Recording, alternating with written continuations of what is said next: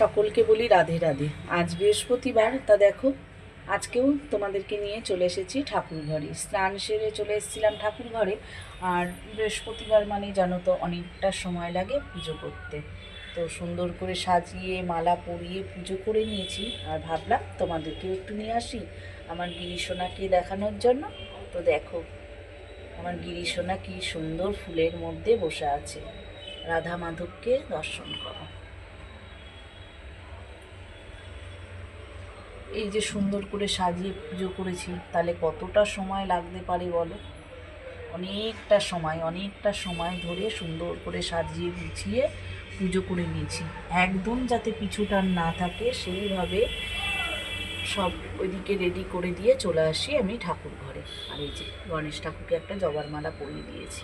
লক্ষ্মীনারায়ণের ঘট পেতে পুজো করে নিয়েছি। সমস্ত দেবদেবীকে দর্শন করো।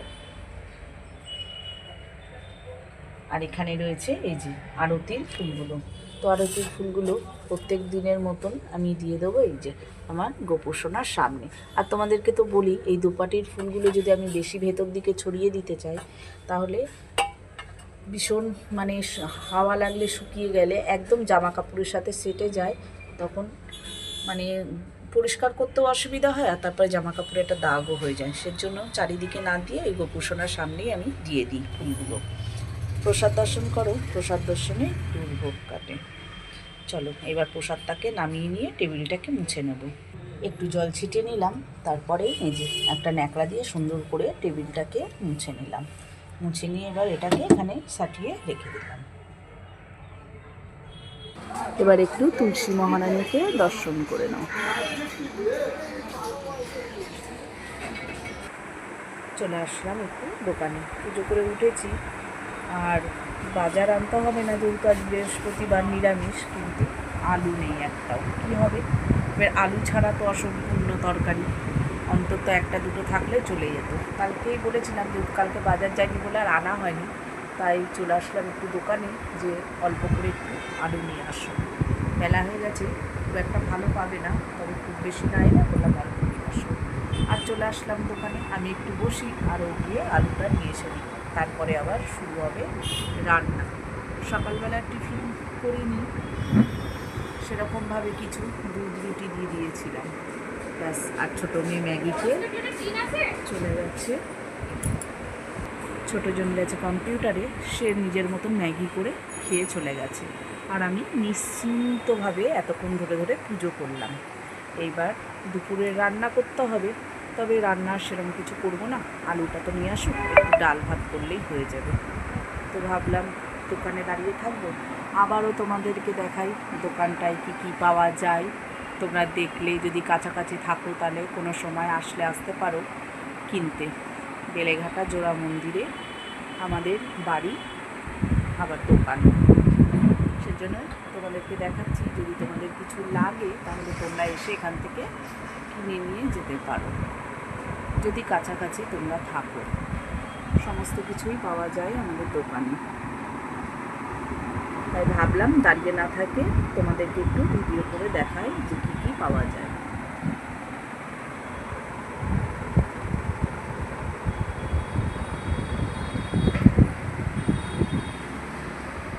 মোটামুটি সমস্ত কিছুই পাওয়া যায়।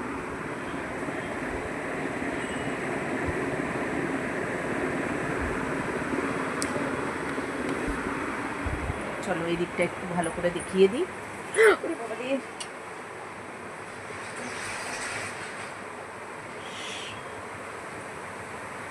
কি নেবে, মোটামুটি সব কিছুই রাখা হয়। আবারও যেগুলো না থাকে যদি অর্ডার দাও তাহলে তোমাদেরকে এনেও দেবে। আর এই যে পুজো আসছে, এইবার হবে লাইট বিক্রি। নানান রকমের লাইট কিন্তু আমাদের দোকানে পাওয়া যায়, দেখেছো? এগুলো হচ্ছে সব লাইটের স্টক। আর ওই আর একটা দোকান রয়েছে পাশে, তার মধ্যে সমস্ত লাইট আছে, এর আগেও তোমাদের দেখিয়েছি। আর এই যে দেখো আমাদের দোকানটা সাজানো আছে, এরকম ধরনেরও লাইট পাওয়া যায়। সামনেও ঝুলছে, সব রকমেরই লাইট পাওয়া যায়। দেওয়ালিতে তো প্রচুর পরিমাণে পাওয়া যায়। তোমরা চাইলে আমাদের দোকান থেকে নানান রকমের লাইটও কিনতে পারো, ঘরে সাজানোর জন্য, পুজোর জন্য। দেওয়ালি আসছে, দেওয়ালির জন্য। চলো তবে এখন রাখি, দেখি একটু বসি, আলুটা নিয়ে আসলেই চলে যাব ঘরে। চলে এসেছি রান্নাঘরে। এতটাই বেলা হয়ে গেছে, মানে কী বলবো, টিফিন খাওয়ার সময়টুকুনও পাচ্ছিলাম না। তো দেখো টিফিন খেলাম, ওইদিকে একটু প্রসাদ, আর এদিকে মানে টিফিন খাওয়ার আগে আমি ডালটা বসিয়ে দিয়ে গেছিলাম। ওইদিকে ভাত বসিয়ে দিয়েছি, ফুটতে শুরু করেছে, আর এদিকে একটু মটর ডাল ধুয়ে প্রেশার কুকারে বসিয়ে দিয়েছি। আজ তো নিরামিষ, বৃহস্পতিবার। আর এদিকে দেখো ছিল একটু পেঁপে আর একটু কুমড়ো, তা ভাবলাম এটা ডালের মধ্যেই দিয়ে দিই। ওদিকে ডাল তো সেদ্ধ বসিয়ে দিয়েছিলাম, এবার এই ডালের মধ্যে পেঁপেটা দিয়ে শুধু করব ভাবছিলাম, তাই একটু কুমড়ো বেঁচেছে, ভাবলাম কি করব, ডালের মধ্যেই দিয়ে দিই। তো এটাকে এবার আটকিয়ে দেবো। আলু তো আনালাম বটে, তবে আলু আর কাটলাম না। এই যে একটু মিষ্টি কুমড়োকে এই যে চাক চাক করে একটু লম্বা করে কেটে নিয়েছি, যেমন আমরা বেগুনি ভাজি সেইভাবেই এই কুমড়োগুলোকে বেসনের একটা ব্যাটার গুলে তার মধ্যে চুবিয়ে এটা ভেজে নেব।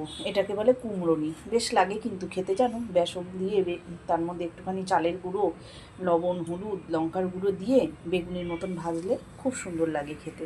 তো মেয়েকে জিজ্ঞাসা করলাম, বললো আলু আর করতে হবে না, তাহলে এটাকে বড়া করো আর ডাল করে নাও।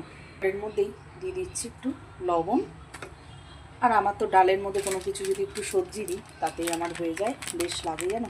একটু অল্প করে হলুদ দিয়ে দিলাম, দিয়ে এবার এটাকে একটু নাড়িয়ে ব্যাস প্রেশার কুকারের ঢাকনাটাকে আটকিয়ে দেবো।